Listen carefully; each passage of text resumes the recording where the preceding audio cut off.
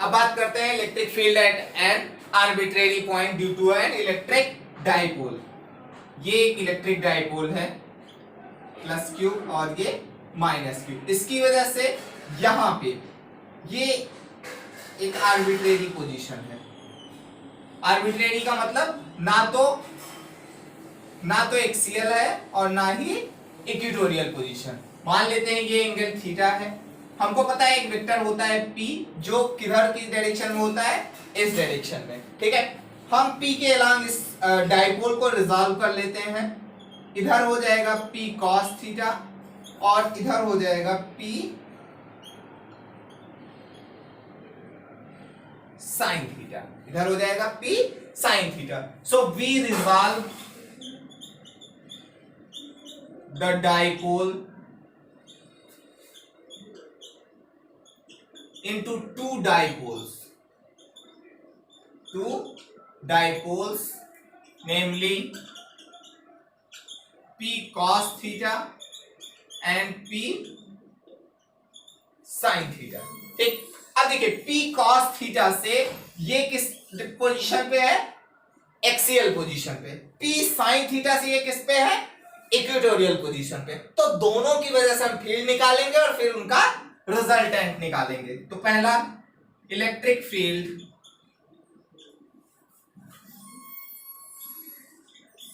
Due to P sin theta. सबसे पहले P sin theta इसको लिख लेते हैं या P cos थीटा ले लेते हैं, P cos थीटा।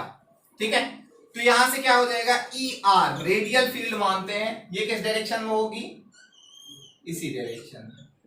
ठीक है, ER ठीक है, ER बराबर क्या हो जाएगा, 1/4 pi epsilon not 2P cos theta upon में R क्यूब। ये हो गया ER का मान। ठीक है, अब निकालते हैं E थीटा। E थीटा का मान क्या हो जाएगा, इधर। E थीटा किधर जाएगा, इधर, जिधर P sin थीटा के जस्ट अपोजिट। ठीक, इस इलेक्ट्रिक फील्ड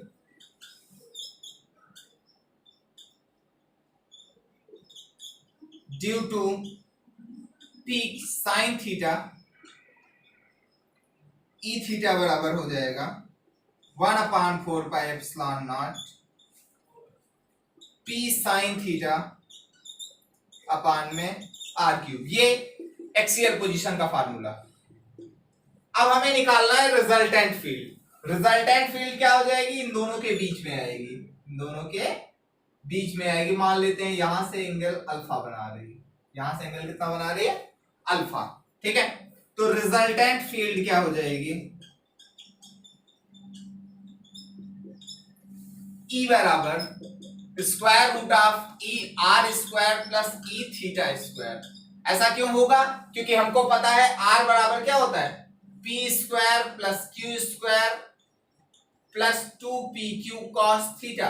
और अगर cos थीटा का मान 90 हो जाए तो ये 0 हो जाएगा। तो क्या हो जाएगा, P square plus Q square, यानी ER square plus E theta square. तो E का मान यहां से क्या हो जाएगा,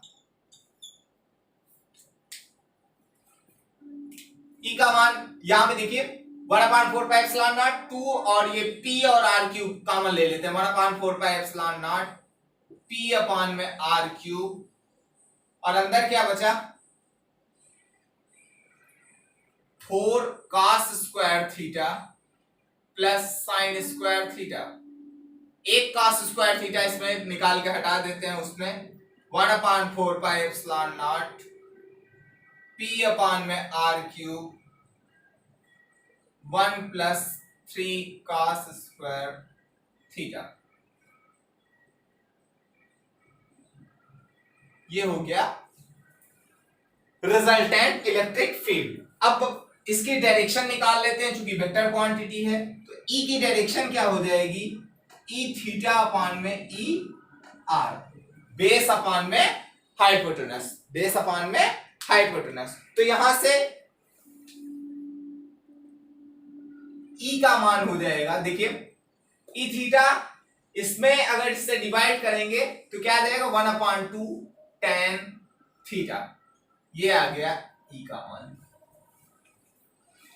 ये इस वेक्टर, इस क्वांटिटी से हम एक्सियल पोजीशन और इक्वेटोरियल पोजीशन दोनों का रिजल्ट निकाल सकते हैं। एक्सियल पोजीशन पे थीटा का मान क्या हो जाएगा 0, एक्सियल पोजीशन पे अगर रहेगा तो ये थीटा का मान क्या हो जाएगा 0। थीटा का मान अगर 0 हो जाएगा तो यहां से cos थीटा की वैल्यू 0, तो cos थीटा की वैल्यू 0, तो cos थीटा का मान 1 या 1 + 3 यानी कि 4 हो गया, यहां पे आ जाएगा 2। अगर इक्वेटोरियल पोजीशन निकालेंगे तो cos थीटा का मान क्या हो जाएगा 90, तो यहां पे क्या हो जाएगा ये 0 तो 1, यहां पे आ जाएगा 1/4 pi epsilon naught p upon में r3। अब बात करते हैं torque on an electric dipole placed in a electric field. मान लेते हैं कि इलेक्ट्रिक फील्ड इस डायरेक्शन में है और उसमें हमने एक डाइपोल रख दिया, और उसमें हमने एक डाइपोल रखा हुआ है इस तरीके से। यहां पे निगेटिव चार्ज है और यहां पे पॉजिटिव चार्ज है। एक डाइपोल जैसे ही रखेंगे, इलेक्ट्रिक फील्ड का मान अगर यूनिफॉर्म इलेक्ट्रिक फील्ड ई मान लेते हैं, तो इस चार्ज पर इलेक्ट्रिक फील्ड की डायरेक्शन में फोर्स लगेगा। इस चार्ज पर किधर फोर्स लगेगा इलेक्ट्रिक फील्ड की डायरेक्शन में, और कितना लगेगा QE। और इस चार्ज पे इलेक्ट्रिक फील्ड के अपोजिट फोर्स लगेगा, कितना लगेगा -QE। ठीक, तो नेट फोर्स क्या हो जाएगा, net force working on dipole बराबर कितना हो जाएगा F नेट -QE + QE, यानी कितना हो जाएगा 0।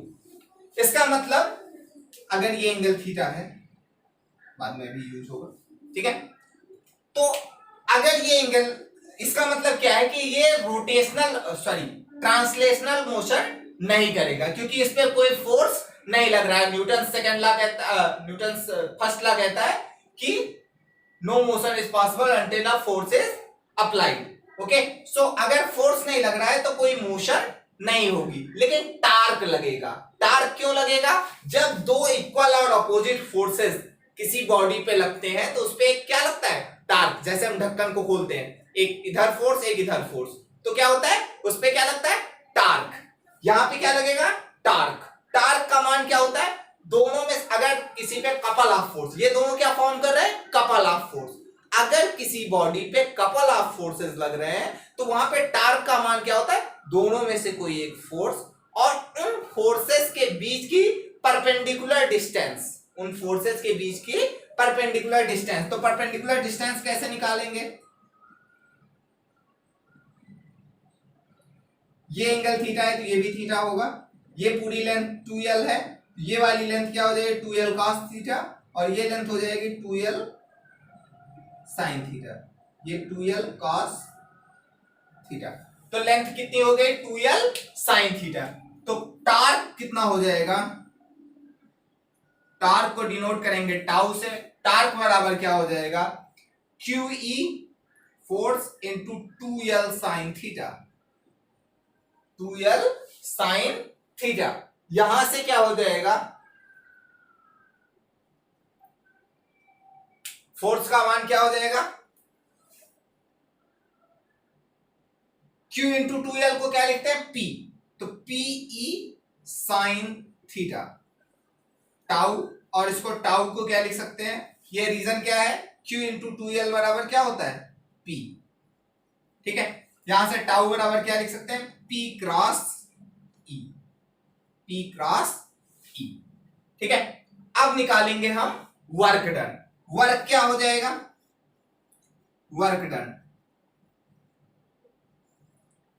मान लेते हैं कि टार्क के प्रभाव में थोड़ा सा d थीटा एंगल ये रोटेट कर जाता है। ठीक, तो dw बराबर क्या हो जाएगा टाउ d थीटा, dw बराबर क्या हो जाएगा टाउ d थीटा। तो यहां से क्या हो जाएगा dw बराबर टाउ की जगह पे क्या रख देंगे PE sin theta, sine theta D theta. अगर ये थीटा 1 से थीटा 2 जा रहा है, अगर ये थीटा 1 से थीटा 2 जा रहा है तो डी डब्ल्यू बराबर क्या हो जाएगा, यहां से पीई बाहर आया, साइन थीटा का इंटीग्रेशन क्या हो जाएगा, minus cos theta, minus cos theta, और यहां पे थीटा 1 से थीटा 2। ठीक है, अब पहले cos थीटा 2 रखा जाएगा, फिर minus minus sine theta minus cos theta 1, तो यहां पे क्या लिख देते हैं, cos थीटा 2 माइनस में आएगा, थीटा 1 किस में आएगा, प्लस में। तो यहां से ये भी इंटीग्रेट हो गया, W हो गया, W बराबर क्या हो जाएगा, PE cos theta 1 minus cos theta 2। ये हो गया work done in rotating a electric dipole. ठीक, अगर इनिशियल पोजीशन यानी थीटा 1 मतलब क्या है, थीटा 1 पहले था, थीटा 1 से इसको रोटेट किया गया थीटा 2 तक, थीटा 1 से रोटेट किया गया थीटा 2 तक। इफ, इसमें एक केस लेते हैं, if initially the dipole was parallel to field, अगर इनिशियली पैरेलल टू फील्ड था तो थीटा 1 का मान क्या हो जाएगा, 0, थीटा 1 बराबर 0 डिग्री। तो यहां से W बराबर क्या हो जाएगा, PE इंटू cos थीटा 1 की जगह 1 माइनस cos थीटा 2, और फिर इसको थीटा ही लिख देते हैं, जब अकेले हैं तो क्यों थीटा 2 लिखा जाए। ठीक, तो W बराबर क्या हो गया, PE 1 माइनस cos थीटा।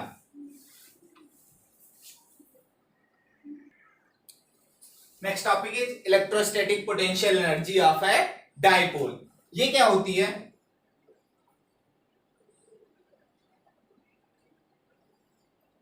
जब डाइपोल इलेक्ट्रिक फील्ड के परपेंडिकुलर रखा हो, ठीक है, तब उसको किसी भी पर्टिकुलर एंगल थीटा पर घुमाने में जो वर्क करना पड़ता है वो क्या कहलाता है, इलेक्ट्रोस्टैटिक पोटेंशियल एनर्जी। ठीक है, अब हमको पता है यू बराबर क्या हो जाएगा, यू बराबर ई थीटा माइनस ई 90 डिग्री, ई 90 डिग्री। ई थीटा का मान क्या हो जाएगा, अभी हमने निकाला था, PE 1 minus cos theta, 1 minus cos theta minus ई 90, अगर ये यहां पे 90 रख दे तो क्या हो जाएगा, PE। तो यहां से क्या आ गया, U बराबर माइनस PE कॉस थीटा, यहां से U बराबर क्या आ गया, minus P dot E, minus P dot E। ये आ गई electrostatic potential energy. So that's it for this topic. Thank you.